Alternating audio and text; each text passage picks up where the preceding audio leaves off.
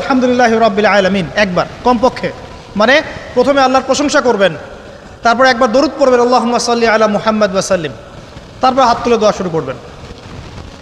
বৃষ্টি পড়ছে, দোয়া শুরু করে দেন, দোয়া কবুল হবে ইনশাআল্লাহ।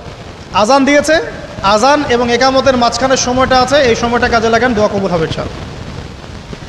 নামাজে দাঁড়িয়েছেন, সেজদায় গিয়েছেন, সেজদায় দোয়া করেন, দোয়া কবুল হবে ইনশাআল্লাহ। প্রশ্ন করে অনেকে যে ভাই সেজদায় কি বাংলায় দোয়া করা যাবে? হ্যাঁ যাবে, যদি আপনার নামাজটা নফল নামাজ হয়। কোন নামাজ হয়? ফরজ নামাজে করবেন না, নফল নামাজে করতে পারেন ইনশাআল্লাহ। সেজদায় বান্দা আল্লাহর সবচেয়ে কাছাকাছি থাকে, এই সময়ে বেশি বেশি দোয়া করতে রাসূল সাল্লাল্লাহু আলাইহি ওয়াসাল্লাম তাগিদ দিয়েছেন। দোয়া করলে ডাইরেক্ট কবুল হবে ইনশাআল্লাহ। পিতা মাতার খেদমত করে দোয়া করেন, দোয়া কবুল হবে ইনশাআল্লাহ।